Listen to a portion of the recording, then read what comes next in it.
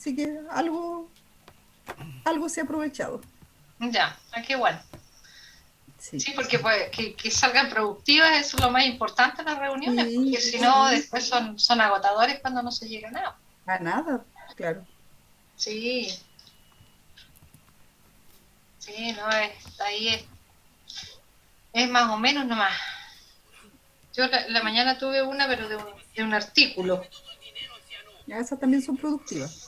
Es así, productiva, ahí estamos, haciéndole punta a un artículo que estamos escribiendo. Ah, muy bien. Sí.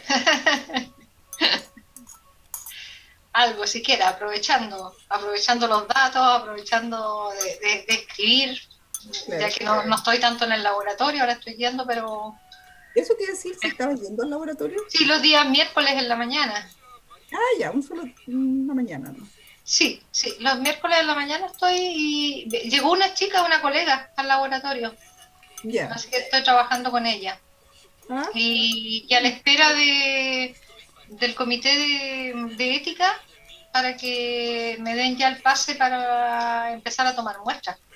ujú, Así que en eso estoy, a la espera del comité de ética. eso. Y ahí, bueno, ahí pasa la segunda fase, que hay que ir a conversar a los puestos donde se deben tomar las muestras. Es todo un cuento, po. Claro.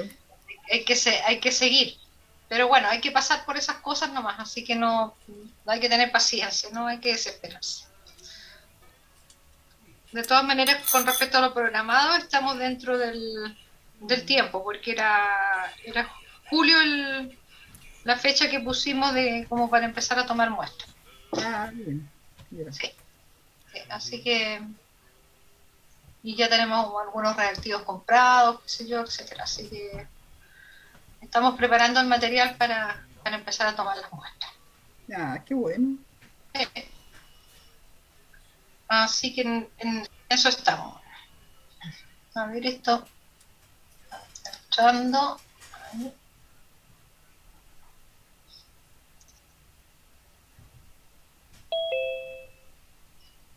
Aunque escuché yo por lo menos en GIS 1 estaban comentando Laura Carballo que todo lo que se puede hacer online va a seguir online hasta fin de año. No vamos a volver o sea, clases y cosas así, los mismos tutoriales que hacemos en GIS van a seguir siendo online. Porque Ojalá. están las salas están ocupadas, po. Eso es lo que decía Laura. Claro, si muchas salas están ocupadas. Sí, Mira un perrito ahí atrás. sí, no, una gatita, Uy, aquí la vi anda tan grande. acompañándome. La vi tan grande que pensé que era un perro. Sí, es que es grande, sí, sí, es grande. No es de las gatitas chicas. Hola chicos, ¿cómo están? No están. No hay ninguna manito, No, nada. nada.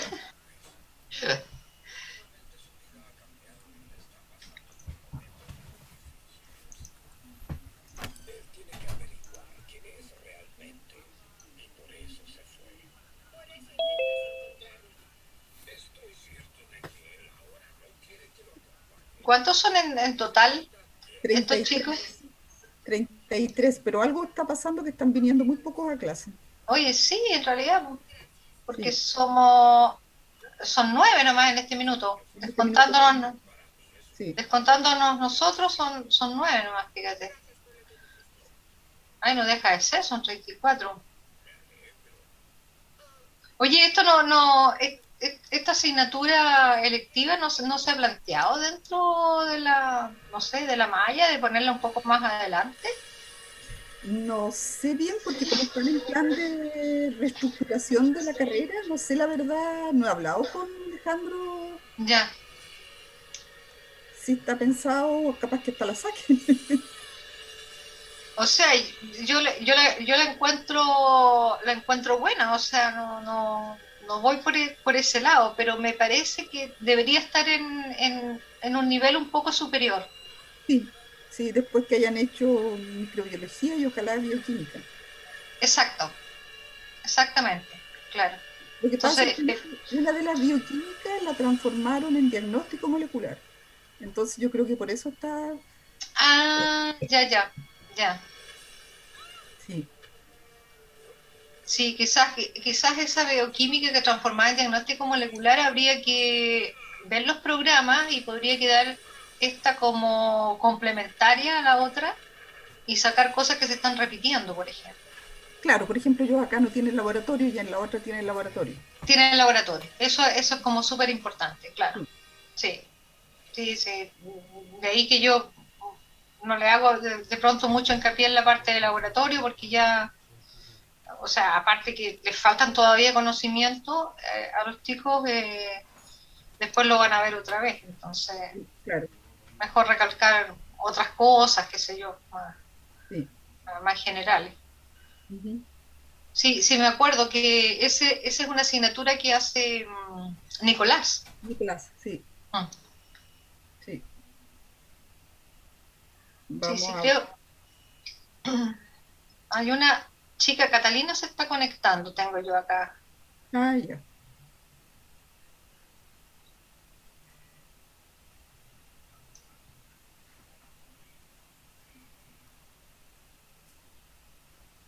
Bueno, y todavía faltan algunas semanas. A ver, ¿cuánto está faltando? 2 semanas. 2 semanas para terminar Para el terminar. semestre. Sí, Sí. sí, no queda nada del semestre. No, pues bueno, tarde o temprano se supone que tendríamos que terminarlo. De a poquito, pero ya, Sí, sí. No sé, algo le está pasando a Catalina, fíjate que no logra conectarse con el audio.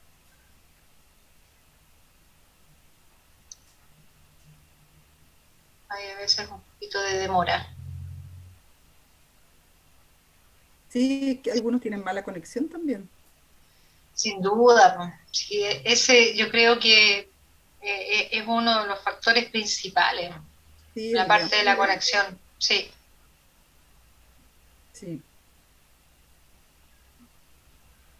Y las posibilidades de arreglo, no sé, pues están prometiendo de aumentar acá mejor conectividad en la región. Pero realmente para todo esto se necesitan esos elementos. Sí. De hecho, están poniendo ya no sé qué punto de red en la casa, ya no sé en cuántos puntos de red vamos. Creo que como el cuarto. Como Y el cuarto punto de red. estamos todos trabajando y Claro, no, reuniones que de repente la internet se pone muy inestable si no estás conectado a la red. claro. Sí, es importante el punto de red más que el wifi. Sí, sí,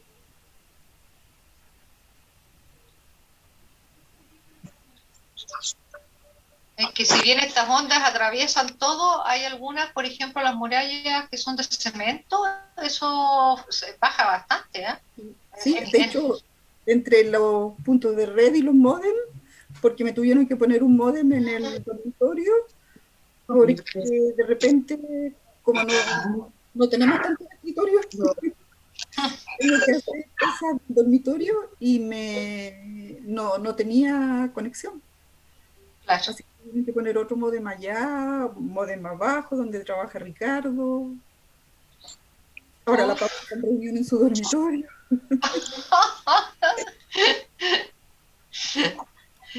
Lleno de puntos por todos lados. Por todos Sí, lados. ahí se conectó Catalina, así Catalina. que sí. Y ahí se desconectó. Sí, no, ahí está conectada. Yo por lo menos la veo bien acá. Sí, los veo todos con audio. No sé si te van a contestar, pero Yo creo que ya podrías empezar nomás. sí, sí, sí. A ver, empecemos por hacer el compartir. Ya te compartí. Ya, sí. Pa, Aquí. Ya. No se puede ver aquí. ¡Ah! Se me fue. ¿Dónde se me fue todo? Aquí está. Ahora no sé qué es lo que hice. Tengo la pantalla, la otra la apagué. Ahora Entonces, por no sé. eso que se ve, por eso que se ve diferente, pero yo no sé si está aquí, ya. Ya, aquí. Ah, no, teniendo siempre la pantalla ya va a tener que ser así nomás. De esta manera. Sí. Ya nomás. Así que podemos comenzar. Hola a todos. ¿Están por ahí? Hola, profes, ¿cómo están? Hola, Hola, profe. buenas tardes. Hola, hola. Gusto en tenerlos por acá. Eh, Vamos a hacer esta segunda clase de, ahora es referente al diagnóstico de enfermedades hematológicas, como dice el título, ¿ya? Y vamos a comenzar de inmediato. Lo primero que quería mostrarles yo que lo que son las enfermedades hematológicas, tenemos cuatro, grandes grupos, de los cuales yo no les voy a hablar de todos por factores de tiempo, obviamente. Ya que tenemos los síndromes mieloproliferativos crónicos, las leucemias agudas, que a lo mejor eso lo han escuchado, ya los síndromes linfoproliferativos y las gamapatías monoclonales. En lo que está acá a la izquierda, los síndromes mieloproliferativos crónicos y las leucemias, voy a hablar un poco con respecto a este diagnóstico molecular, ¿no? De estas patologías. Pero hay varias. Acá también en las leucemias y en los linfomas se han encontrado varias alteraciones y también vamos a ver un poco sobre eso. Entonces, yo quería comenzar bien de abajo para que vayan entendiendo un poco posteriormente después cómo se va dando esto. Una vía de información celular normal es esta que yo les estoy mostrando acá, donde hay unos primeros mensajeros, unos segundos mensajeros que están a nivel del citoplasma de una célula y terceros mensajeros que están a nivel del núcleo de la célula. Entonces, para ello tenemos, a ver si me resulta, ahí está. Dentro de los primeros mensajeros tenemos estos factores solubles que pueden ser factores de crecimiento, ¿ya? Que estarían indicados acá. Después tenemos receptores de membrana que reciben el mensaje y ese mensaje entra a la célula y son los segundos mensajeros los encargados de transmitir ese mensaje hasta el núcleo, que serían las enzimas de transducción de señales.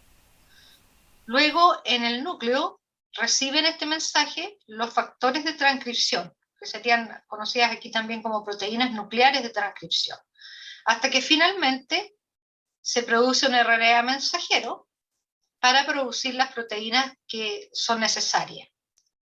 Y que comenzó entonces el mensaje diciendo necesitamos una proteína de proliferación, por lo tanto ocurre este mensaje, hace todo este recorrido para producirse la proteína de proliferación. Así también tenemos proteínas de diferenciación celular, de especialización, de apoptosis. Esto ocurre normalmente en cada segundo de nuestro cuerpo, por decir así. Teniendo eso presente, les voy a hablar un poquito sobre los dos grandes grupos de genes, unos llamados supresores de tumores, que serían estos de acá, y los protooncogenes. Y eso tiene que haber un equilibrio. Cuando se produce un desequilibrio entre los genes supresores de tumores y los protooncogenes, es cuando ya estamos frente a una enfermedad. Y eso ocurre no solamente para enfermedades hematológicas, sino que para cualquier otro tipo de enfermedad, ¿ya? O de cáncer, por ejemplo, en tumores sólidos, qué sé yo. Entonces, los genes supresores de tumores, ¿qué es lo que hacen como funciones normales? Inhiben la progresión de las células dentro del ciclo celular. Hay algunos lugares donde actúan dentro del ciclo celular, inducen a que las células entren en apoptosis, conocida esto como muerte celular programada, la apoptosis, y mantienen, que esto es bien importante, la estabilidad del genoma. Durante la replicación, permiten una reparación y una segregación celular. Por lo tanto, son reguladores negativos del crecimiento celular, como resumen podríamos decir. Por otro lado, tenemos los protoncogenes, ¿ya?, que actúan sobre el control en forma positiva de la proliferación, en forma negativa de la apoptosis, o sea, están atajando que haya muerte celular programada, ¿ya? Esto regulan en células normales el crecimiento y la diferenciación, ahí están actuando. Y son reguladores entonces positivos del crecimiento. Entonces por eso que les hablaba yo que tiene que haber un equilibrio entre los genes supresores de tumores y los protoncogenes, unos positivos y otros negativos. Ahora, lo más importante es conocer cómo se inactivan estos genes supresores de tumores, cómo se pierde este equilibrio que yo les estoy hablando. Entonces, estos genes supresores de tumores son inactivados por deleciones en la secuencia nucleotídica, por mutaciones puntuales o por una metilación. Vamos a hablar más adelante con respecto a las mutaciones y la metilación. ¿Y qué es lo que ocurre cuando ocurren estos eventos? Bueno, por un lado, puede que no haya síntesis proteica, no se produce la proteína, o la proteína es no funcional, no funciona. Entonces hay una proliferación descontrolada. ¿Se acuerdan que eran negativos, que estaban para el crecimiento celular? Por lo tanto, si el gen supresor de tumores no está activo, se produce una proliferación descontrolada. Y por otro lado, la apoptosis no ocurre. O sea, esta muerte celular programada no ocurre. Entonces hay una gran cantidad de células que entran en mitosis y se siguen reproduciendo y no hay muerte celular programada. Sin embargo, este mecanismo tiene alguna defensa, por decir así, entre comillas, que son recesivos a nivel celular. O sea, tienen que haber, o estar, mejor dicho, ambos alelos inactivos, mediante ya sea una mutación, deleción o metilación, para que se produzca estos efectos. Si uno de ellos, solamente uno, tiene el problema, el otro compensa ese problema, ¿ya? Esa alteración. Entonces, eso es algo como bien importante, porque no por tener en uno la mutación o la metilación, va a haber una proteína no funcional o no síntesis proteica, digamos. Por otro lado, teníamos el grupo de los protoncogenes, que pueden ser activados ahora y se van a llamar oncogenes. Estos oncogenes, o protoncogenes en su comienzo, pasan a llamarse oncogenes por una mutación puntual también. También puede haber una amplificación conocida como que hay en la secuencia 3 veces, por ejemplo, la secuencia de un gen, ¿ya? O bien por una translocación, en la cual parte de un material genético de un gen se va a otro gen y se produce un intercambio de material entre los genes, el cual lo vamos a revisar más adelante cuando veamos el gen de fusión BCR-BL. Entonces, ¿qué pasa con esto? Hay una expresión de la proteína aumentada, hay una mayor actividad en el mecanismo de señales celulares, que llevan desde la membrana citoplasmática hasta el núcleo, por ejemplo. Si ahí ocurre que un protoncogen pasa a ser un oncogen, el mensaje se distorsiona, ¿ya? Y hay mucha actividad ahí, en este camino de señales celulares, son dominantes. Esa es otra diferencia, porque basta uno solo de los alelos mutados para que exista esta característica. Y bueno, las mutaciones no se heredan, ¿no? Son de tipo somática y no se heredan. Entonces, para clasificar un poco las mutaciones e irnos ordenando, podemos tener grandes mutaciones, conocidas como las mutaciones cromosómicas, en la cual puede haber una pérdida de material, duplicación, que les decía yo, o conocida también como amplificación de genes, una inversión del gen. En pocas palabras es como es darse vuelta, ¿no? Si tenía la cabecita hacia arriba, ahora la tiene hacia abajo, así de simple. Puede haber una inserción de un material genético en otro cromosoma, como está expresado aquí, o bien una traslocación, que se llaman recíprocas, porque va de un mismo cromosoma, un cromosoma pierde, va al otro cromosoma, y ese otro cromosoma entrega material genético al primero. O sea, aquí hay una traslocación, por ejemplo, 4:20, entre el cromosoma 4 y el cromosoma 20. Y con respecto a mutaciones puntuales, que es lo que estamos entendiendo, es que puede haber un cambio de base, ¿ya? Simplemente que aquí, por ejemplo, había una adenina, pasa a una citosina, puede haber una inserción, donde en vez de una timina, que había aquí en la secuencia normal, ahora hay 2 guaninas más la timina, ¿ya? Una inserción de 2 nucleótidos, o bien una deleción, hay una pérdida de un nucleótido. Esto de las inserciones y deleciones me produce un cambio en el marco de lectura de la proteína, por lo tanto la proteína puede ser que la primera parte de la proteína sea igual a la proteína normal, pero a partir de los 2/3 de la proteína ya el marco de lectura es diferente. ¿Y qué significa eso? O dicho en otras palabras, es que hay un cambio en los aminoácidos.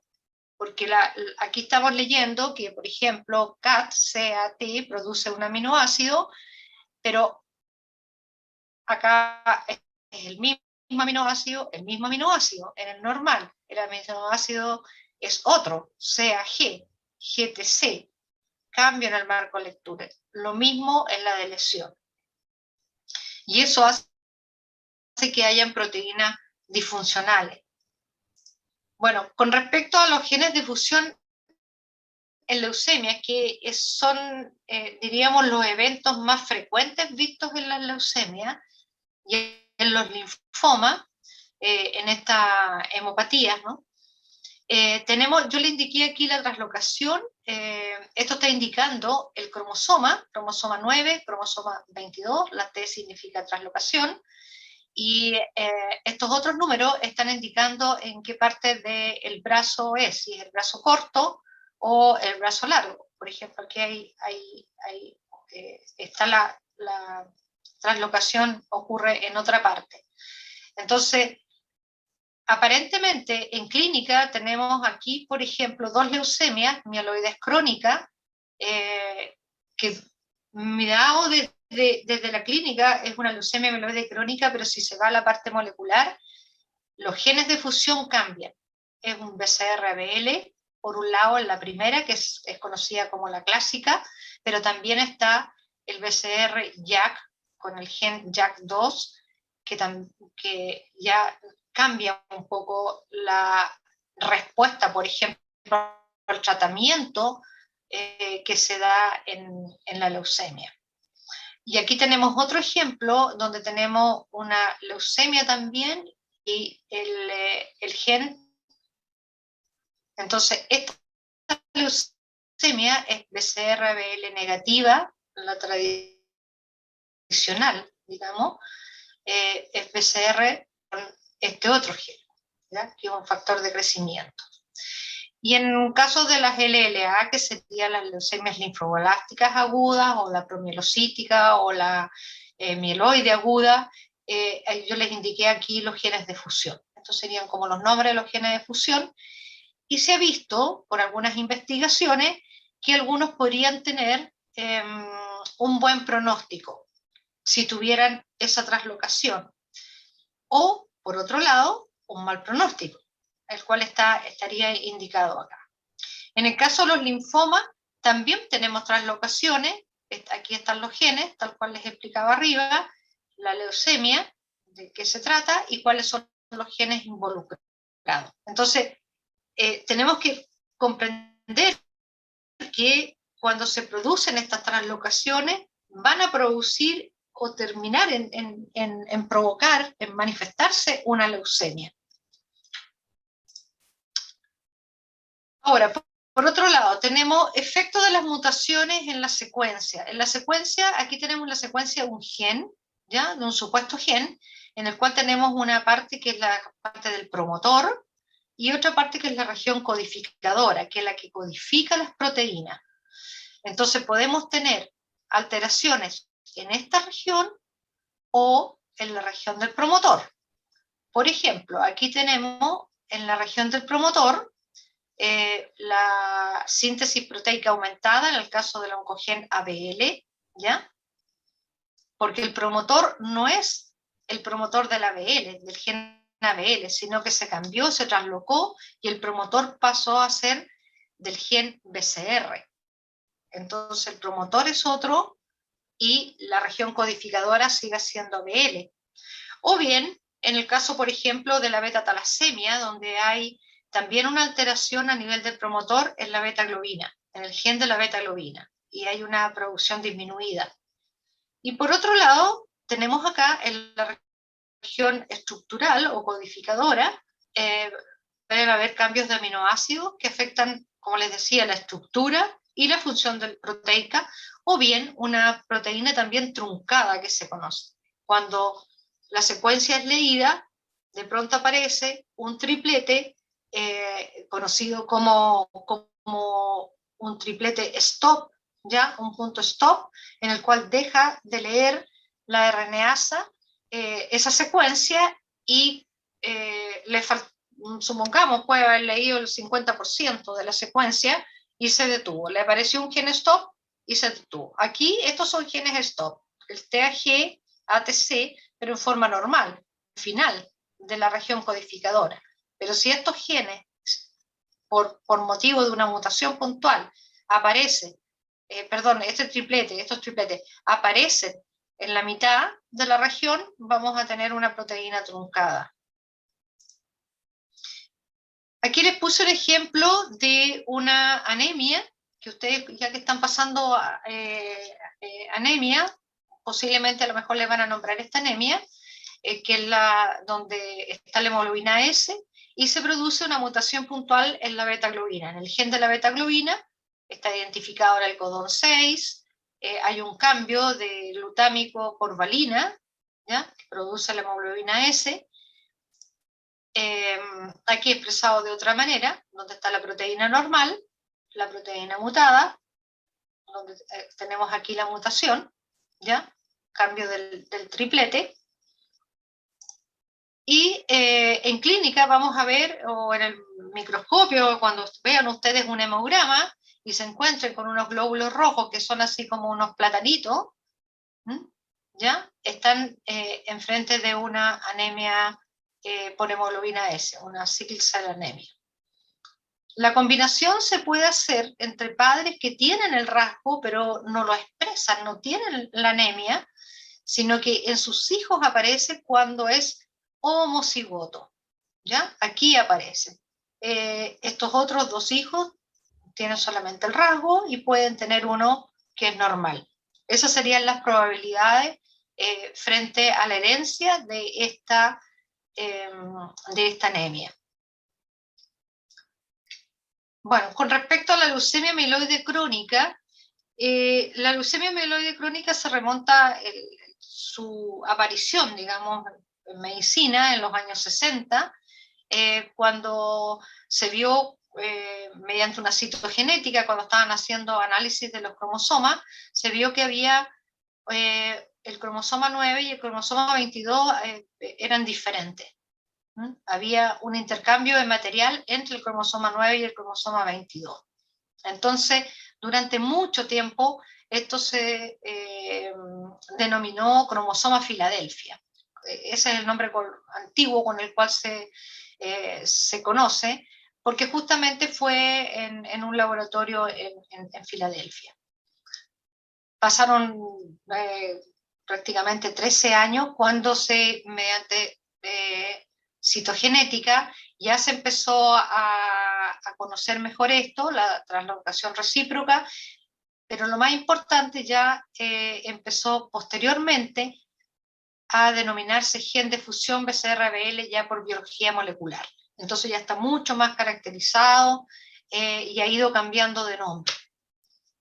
Entonces así tenemos, voy a hacer otro clic ahí, lo que ya les explicaba, es una translocación recíproca porque de un gen, del 9 al 22, hay intercambio de material, porque el 22 también le entrega un pedacito al 9.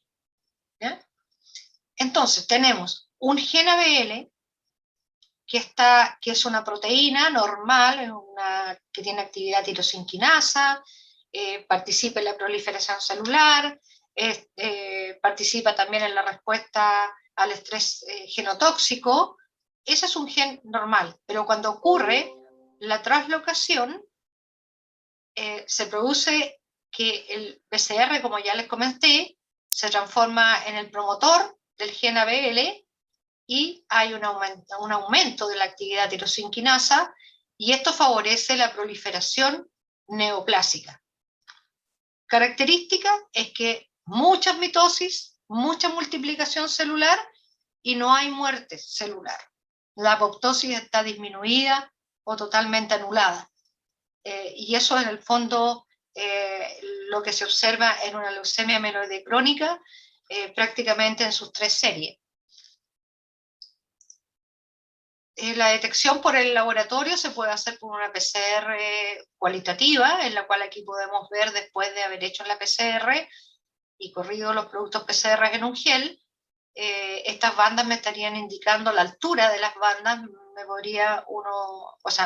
me está indicando los diferentes quiebres que hay. Hay reordenamientos que, dependiendo de dónde está el quiebre en el cromosoma, vamos a tener algunos fragmentos, unas secuencias un poco más largas, otras un poquito más cortas.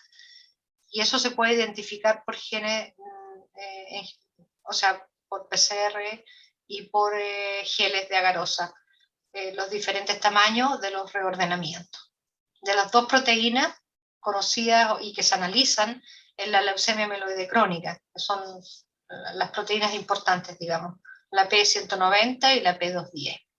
Aquí tenemos los diferentes reordenamientos, indicando aquí dónde se quiebra el gen BCR-ABL, así entre comillas, ¿no?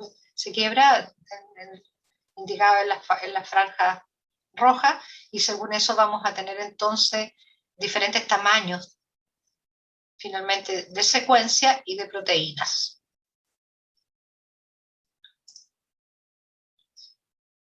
Como les decía, la leucemia amiloide crónica es una de las más estudiadas, fue una de las primeras que entró en el área de biología molecular, y se ha ido estudiando mediante técnicas cada vez más sofisticadas a medida que han ido apareciendo en el tiempo, desde simplemente un hemograma, ¿ya? Donde se pueden observar estas células mieloides muy abundantes, en la médula ósea también, una hiperplasia mieloide. Luego está la citogenética, donde vemos la translocación cromosomal, ¿ya? Con el intercambio de material. Después viene el FISH, que sería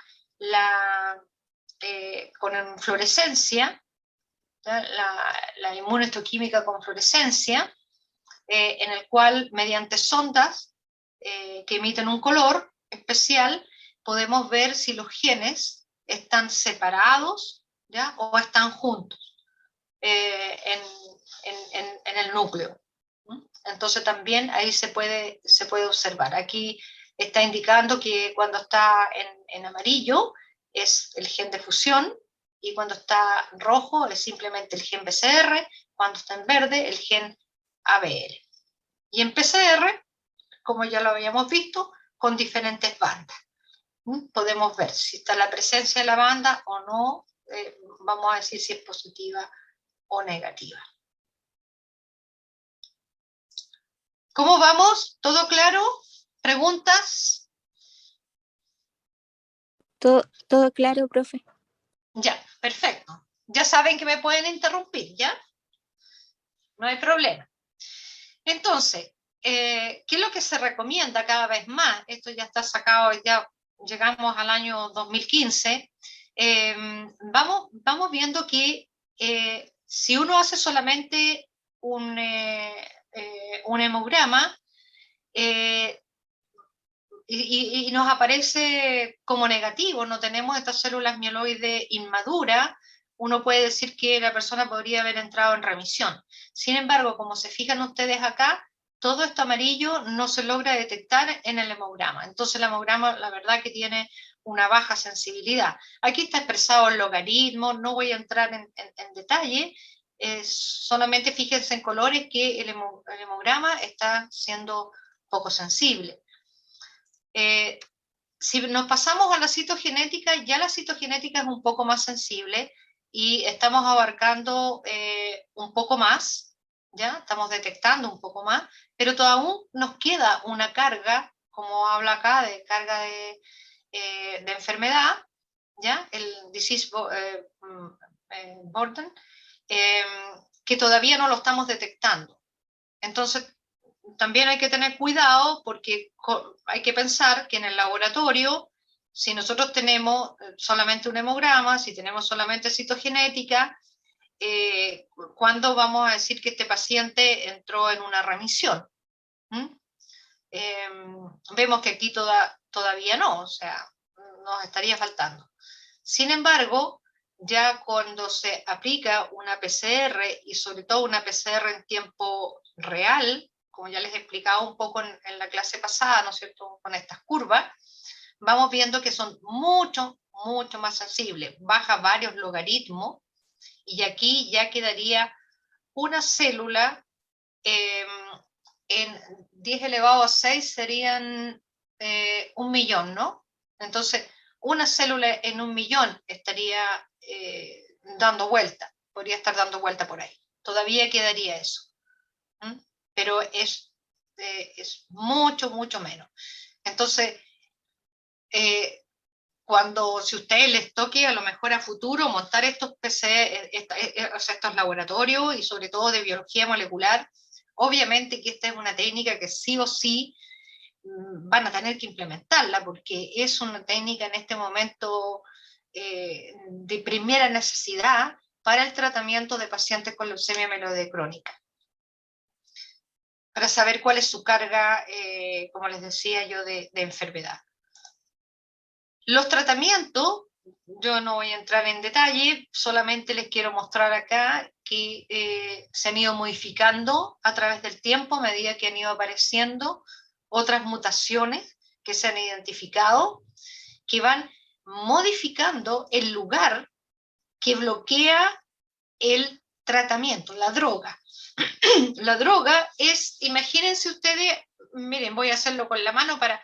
Aquí está como un espacio, ¿no?, donde se instala el tratamiento, esta droga, y bloquea para que no se active esta molécula de fusión.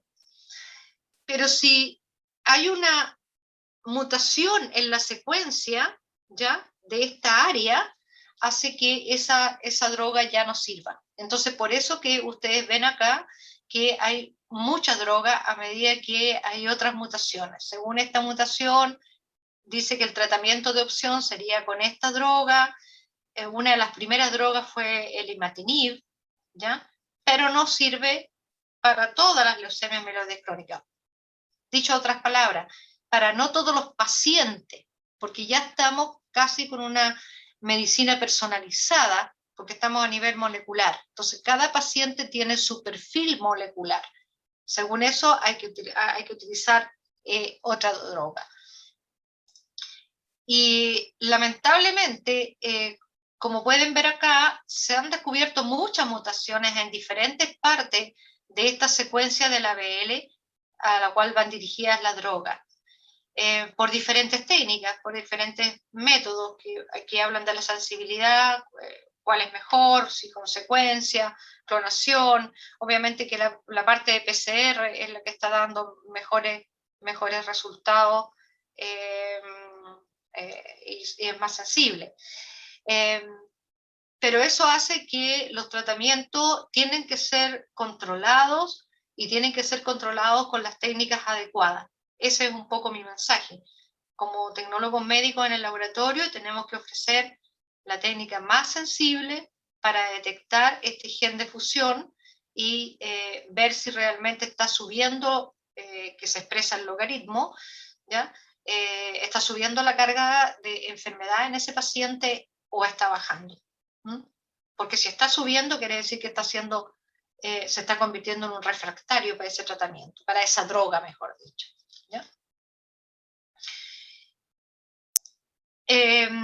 Otro de lo que se ha visto y se ha ido cada vez viendo más en detalle por biología molecular es el diagnóstico en la leucemia mieloide aguda.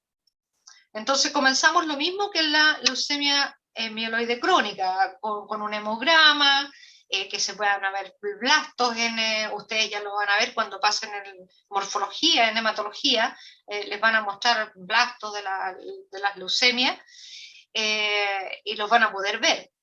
Y van a decir, bueno, ¿y este blasto qué pasó? ¿Por qué está aquí? Bueno, es porque hay una translocación en estos genes que les pongo yo aquí, en el ETO AML1, cromosomas 8 y 21, ¿ya? Está ocurriendo eso. Y por eso ustedes están viendo esos blastos. Lo mismo que en la medición de la leucemia mieloide crónica, el hemograma no va a ser suficiente. Hay que ir a la parte de biología molecular para ver si tiene o no la translocación. Por lo tanto, los porcentajes que yo estoy indicando acá se refieren a la translocación, ¿ya? Una mieloide aguda entre 5 y 10%, y la mieloide aguda M2 aumenta esta presencia de esta translocación de un 30-40. También es recíproca, y hay intercambio de material entre cromosomas entonces 8 y 21. Pero hay otro gen en la leucemia mieloide, en las leucemias mieloide aguda, también en la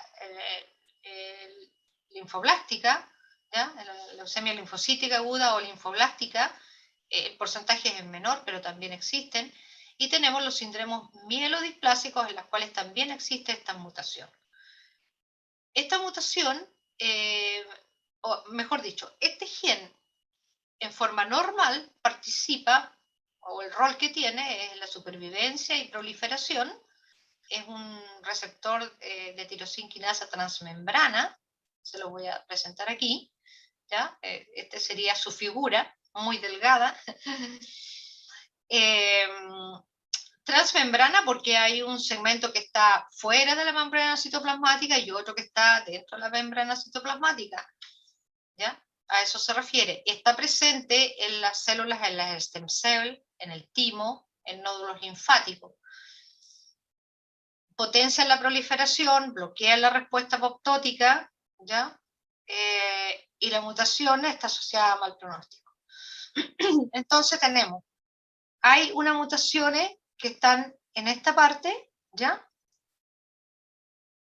Conocida como el dominio yuxtamembrana, y otra que está en esta otra parte, que ya está en la parte citoplasmática, ¿no?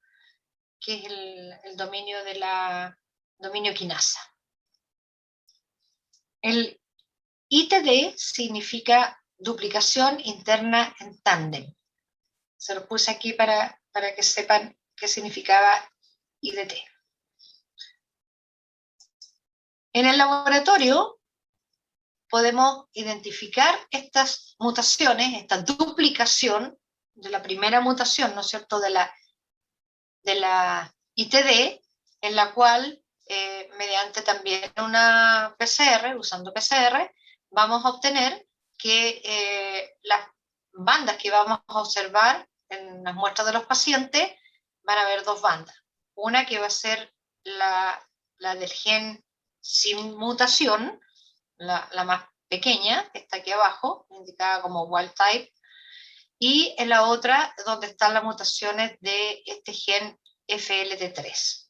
Esto ya se está haciendo en algunos laboratorios de biología molecular, se están haciendo estas identificaciones en las leucemias porque es importante ver si la tienen o no, y según eso también ir estudiando los pronósticos de estos pacientes. Y la respuesta, por supuesto, al tratamiento. Otra forma de identificar estas mutaciones, entonces aquí estamos con la longitud del tamaño de la banda, ¿ya? Y en otras es porque se trabaja con enzimas de restricción, entonces se amplifica un fragmento, se amplifica todo este fragmento del exón 14 al 15, todo esto se amplifica, y luego se agregan una enzima de restricción, y se ve donde hay puntos de corte donde funciona una enzima de restricción. Y podemos entonces ver fragmentos más pequeños, y acá está indicando que hay una pérdida de un sitio de corte, y después se producen dos bandas. Entonces vemos que en los pacientes que tienen aquí 1, 2, 3, aquí también tenemos 3, son muestras que estarían positivas para la mutación en el FLT3. Acá podemos decir que no, que son normales, porque están en forma idéntica los cortes, tanto en el normal, que se produjo a la digestión, porque se digiere la muestra normal, y también se digiere la muestra del paciente. Entonces tenemos que están con la misma cantidad de bandas, con dos banditas ahí, y después la otra que está aquí abajo. Sin embargo, en esto hay más de una banda y unas bien pequeñas aquí abajo, se alcanza a ver, ¿ya? De 21 pares de bases, posiblemente puede ser esa. Pasando a otras patologías, tenemos ahora otra mutación que está en el gen JAK. Este gen JAK, la mutación de este gen JAK está presente en policitemia vera, trombocitopenia esencial y mielofibrosis primaria. En estas tres patologías que se conocen así como en forma global como síndromes mielodisplásicos, y pueden quedar como síndromes mielodisplásicos si realmente no se hace una clasificación a nivel molecular. Porque es difícil, o sea, no hay algo que uno mediante el hemograma va a identificar la policitemia vera, un exceso de glóbulos rojos, qué sé yo, algunas características en el hemograma, pero no vamos a saber si tienen o no la mutación. Aquí hay un cambio de una valina por una fenilalanina, es solamente una mutación puntual. Este número está indicando el número del codón, y estas letras, el cambio de aminoácido, ¿ya? Valina por fenilalanina, para que sepan cómo leer, digamos, cómo interpretar esta mutación.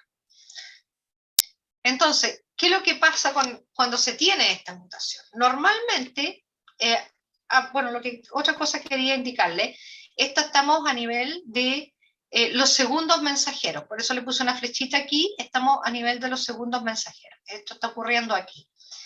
No es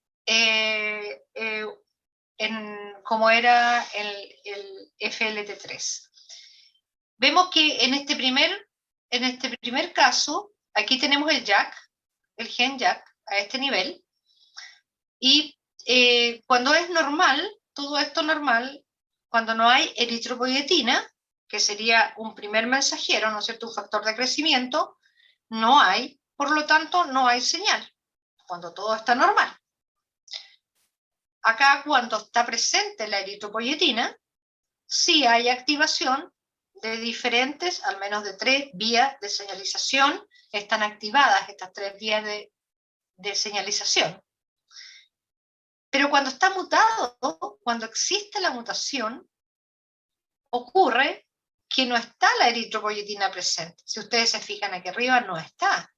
Sin embargo, hay tanto desorden de señal por esta mutación que se activan igual estas señales, el STAT, el P3K, qué sé yo, se activan igual, el RAS. Pero acá tenemos una mutación y no está presente la eritropoyetina. O sea, no se está pidiendo que haya una mayor cantidad de células. Simplemente por solamente el hecho de estar.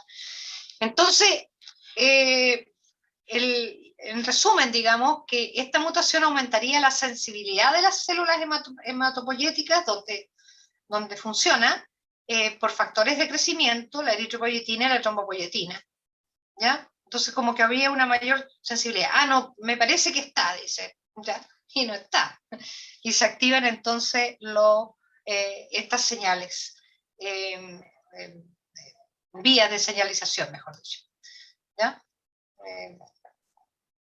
Entonces, para un poco como recordatorio, estaría en estas patologías.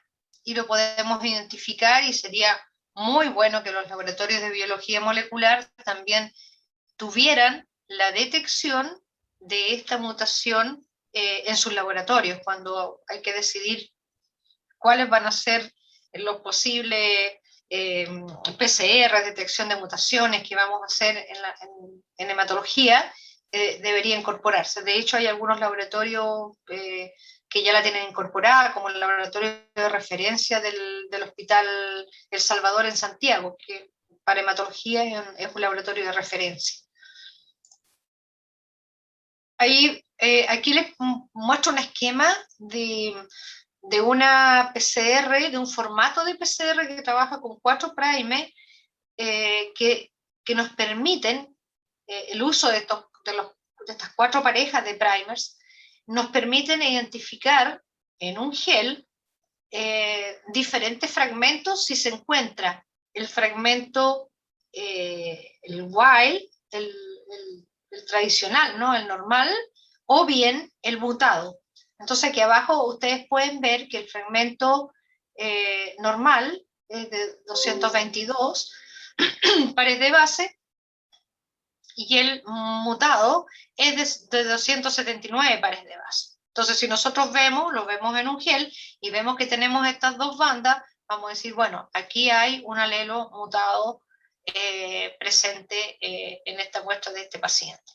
Entonces, este es otro formato de PCR que es un poco diferente al que uno podría pensar el tradicional con solamente un par de primers.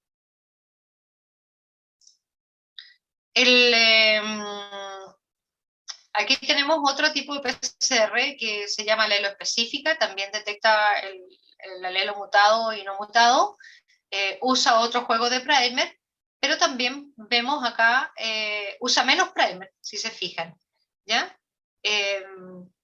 Usa en el fondo 3 primers, que sería el forward, el reverse, este es el mismo reverse, pero otro forward.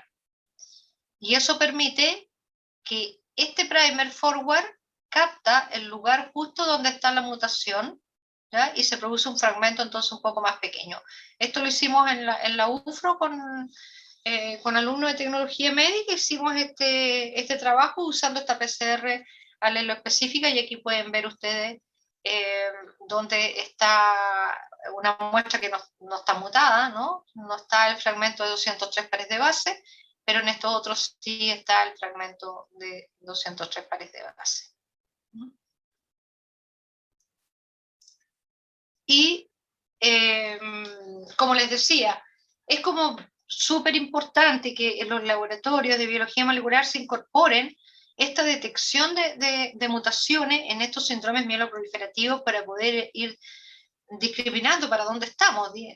Si es positivo, por ejemplo, este síndrome mieloproliferativo sospechoso, si tiene el BCR-ABL positivo, uno va a decir, bueno, es una leucemia mieloide crónica, pero si es negativo y tiene el JAK positivo, decimos posiblemente una policitemia vera, una trombocitopenia esencial, muy probable que estemos en este grupo.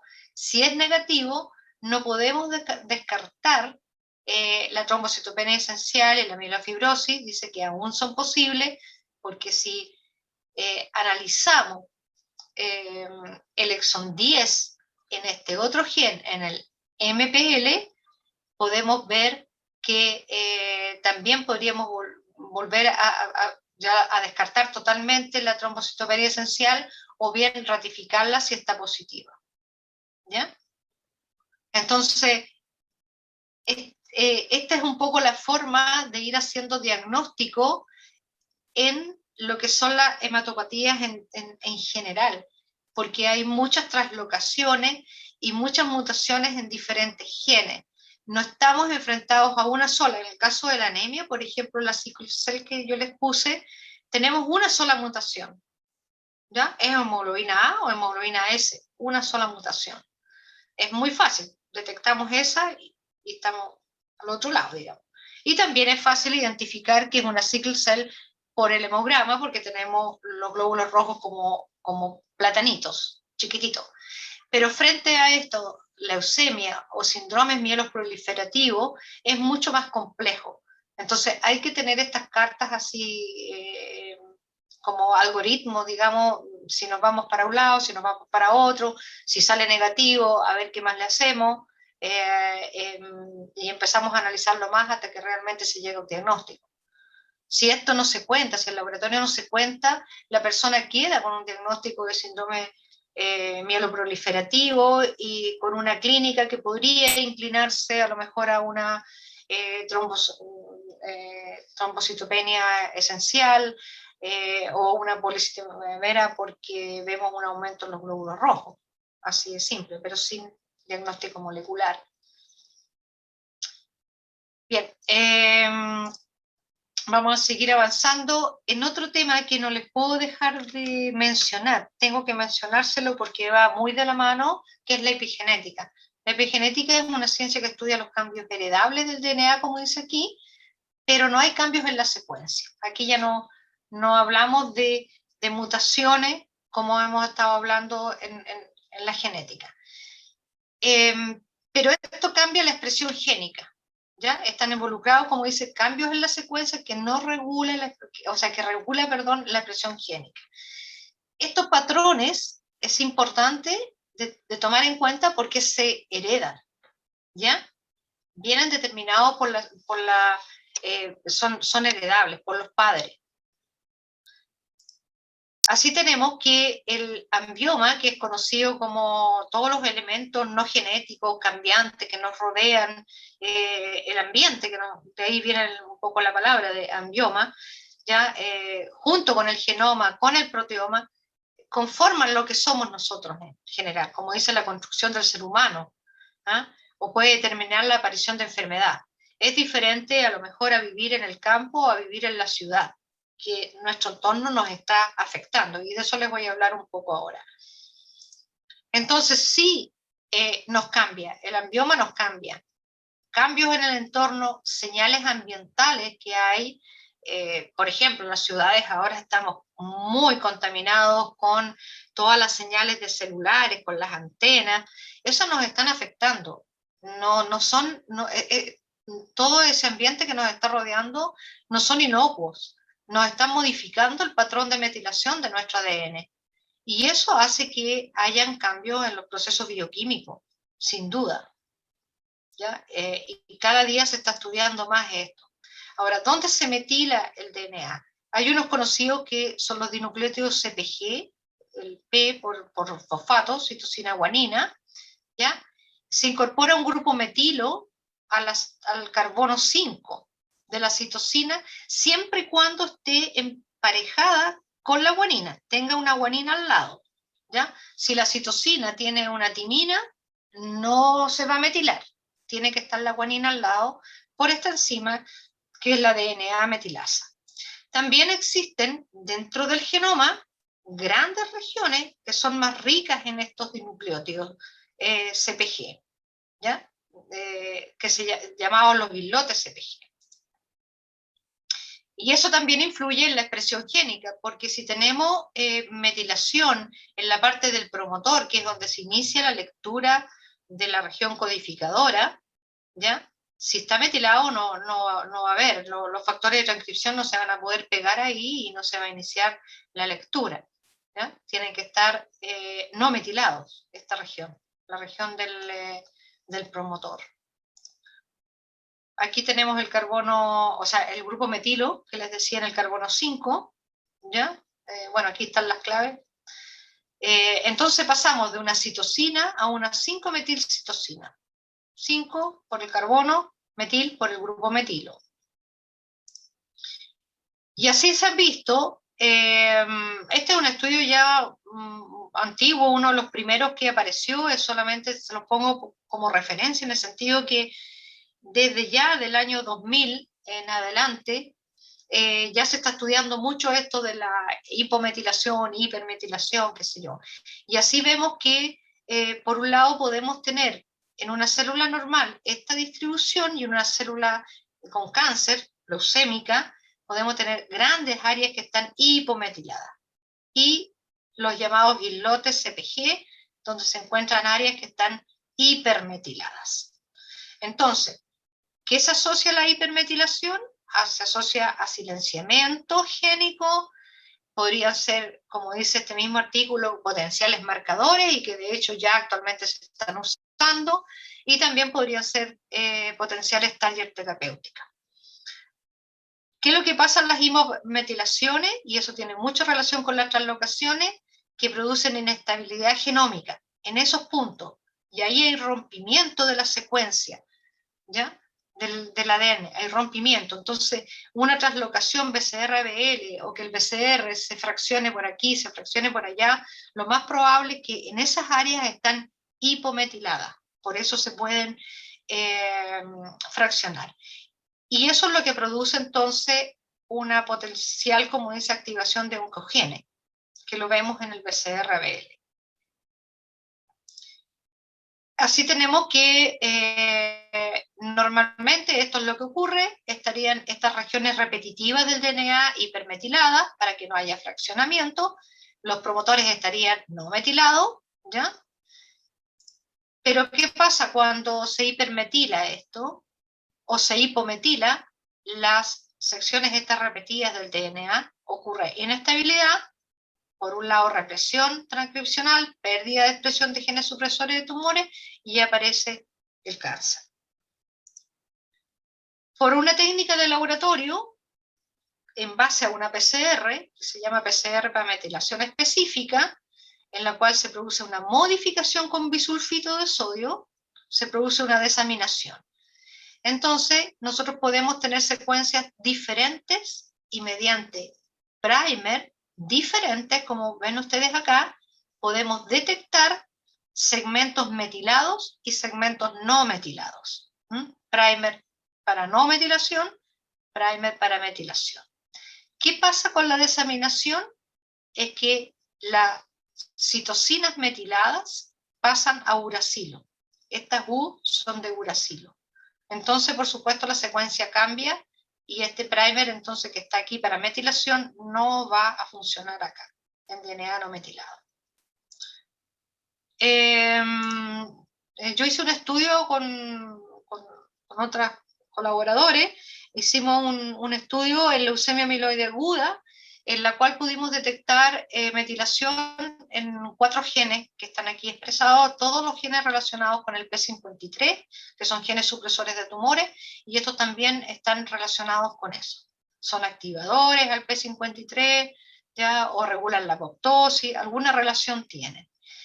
Y vimos que los resultados había de los pacientes un alto porcentaje que tenía al menos uno de estos genes hipermetilados, y el gen APAF se encontró como un factor predictivo de mal pronóstico debido a que habían muchos pacientes que habían fallecido y tenían este APAF metilado.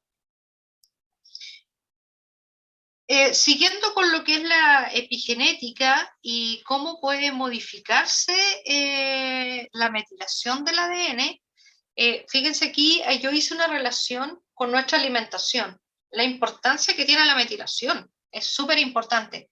El folato está presente en lo que dice ahí, frutas, vegetales, hojas verdes, qué sé yo, espinacas, etc.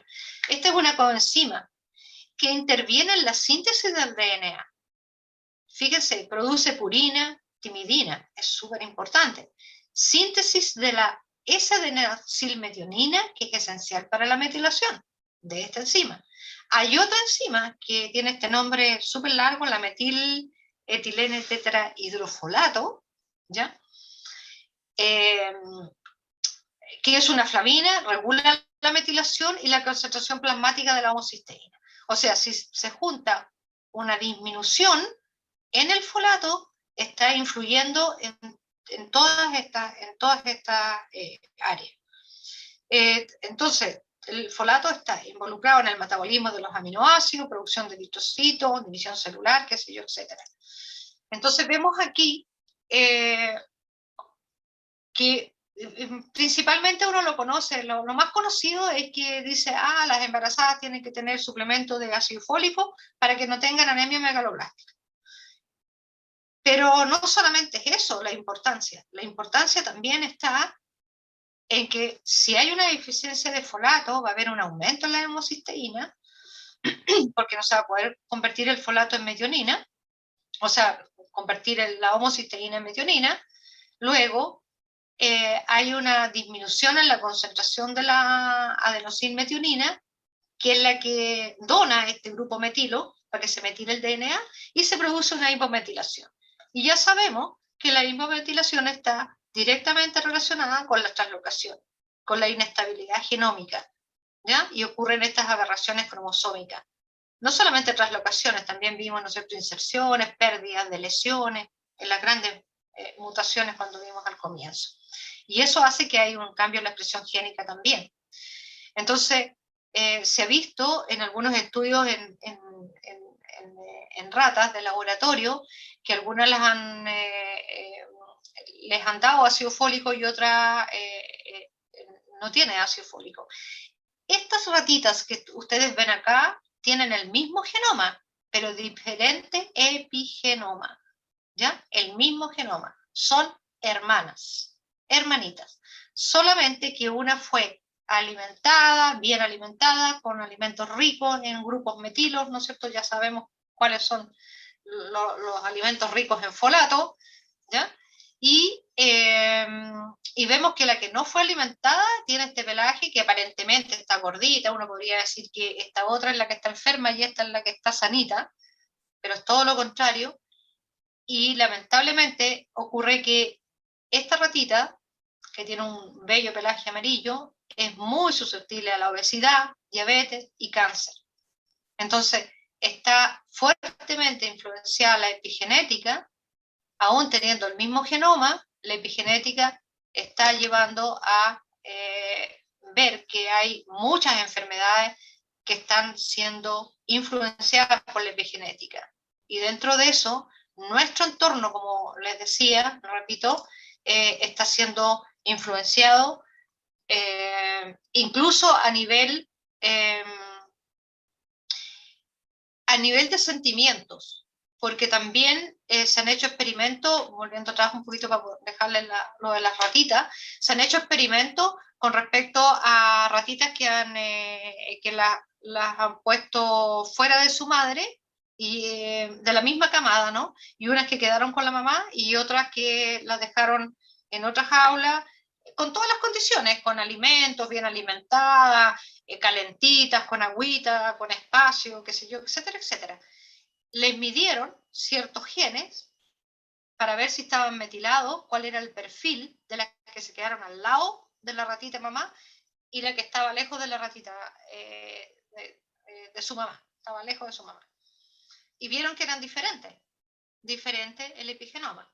y así se puede ver, y seguramente lo voy a ver con ustedes más adelante en las clases que veamos en hematología, así que no les cuento más.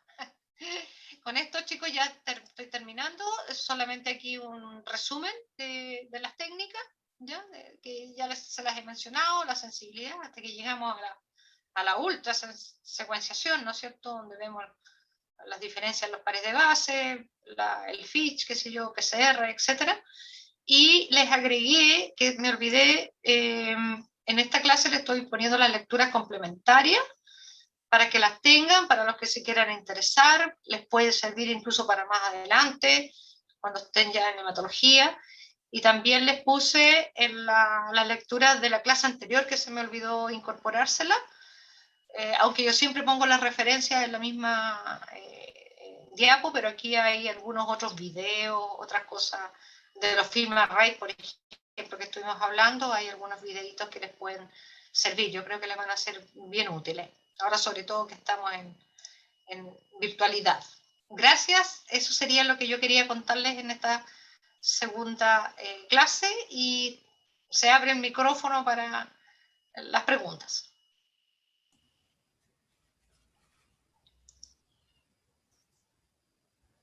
Me surgió una pequeña pregunta. Al ver el cambio entre las dos ratas, ¿Ya? ¿representaría una dependencia del organismo al consumo de ácido fólico? O sea, No estamos hablando de dependencia, sino que en el fondo lo que te está mostrando eso, que la alimentación es muy importante en nuestros cuerpos, ¿ya? Que no es solamente como para no sentir hambre, sino que tenemos que transformar la alimentación en consumir alimentos que sean nutrientes para nosotros. ¿Por qué? Porque los nutrientes que van son importantes para nuestras reacciones bioquímicas. Y uno podría pensar que aquí no hay estudio. Yo desde mucho tiempo, cuando veía lo de la leucemia, siempre me preguntaba, habían algunas regiones, o sea, algunas áreas aquí en la región, donde venían algunos niños con leucemia, chiquititos, estoy hablando de 3 años, 4 años, ¿ya? No más, con leucemia. Y uno dice, bueno, ¿pero por qué? ¿Y de dónde es? ¿De tal parte? ¿Qué sé yo? ¿Qué pasa con esos niños? Posiblemente las madres estaban muy desnutridas y carentes de ácido fólico. ¿Mm? Y que lo que hizo fue transmitir todo esto, y niños de 1 año, por ejemplo, hay una leucemia que está en niños de 1 año, que tiene una translocación que es la 411. Entonces, no es que la ratita, la más gordita, se haga como dependiente, no, es que simplemente no fue alimentada con suficiente ácido fólico y tuvo esas consecuencias. No sé si te respondo a tu inquietud. lo siento mucho, profe. O sea, sí, pero en mitad de la respuesta se había desconectado el internet. Ah, sí, ya. Mira, ¿Ya? ¿Sí? mi pregunta iba como en otro enfoque. Era de que, o sea, se vio que hubo un cambio drástico en las dos ratas por la falta de consumo de ácido fólico. Pero, ¿qué especies pueden tener cambios más drásticos aún? O sea, que puedan provocar daños más graves. Siendo más claros. Por ejemplo, el mismo ser humano. Cierto que pueden haber distintas, no sé si está bien dicho razas, pero por ejemplo, la población asiática o la población caucásica o la latina, quizás la escasez o ausencia del ácido fólico produzca efectos distintos en cada uno de ellos. Ya, ¿Puede ser sí. así el caso? Ya, no, ya, sí te entiendo. Mira, no podemos limitarnos solamente al ácido fólico. De ahí que yo les mencioné el ambioma. Efectivamente, hay áreas en el mundo en las cuales prevalece una enfermedad frente a otra. O sea, uno dice, en tal parte, por ejemplo, nosotros tenemos una frecuencia muy similar de cáncer de vesícula biliar en Chile, que es como clásica, frente a también a una frecuencia alta que tiene Japón. Ahí posiblemente hayan factores tiene que haber algún factor que esté siendo como común y que esté dando origen a ese cáncer, por ejemplo. Sin embargo, tú te vas a otra parte, no sé, a Estados Unidos, y el cáncer de vesícula biliar no es frecuente, ¿ya? Y así en diferentes partes del mundo te vas a encontrar con diferentes frecuencias. Por eso que lo más importante en esto es el ambioma, qué es lo que te rodea.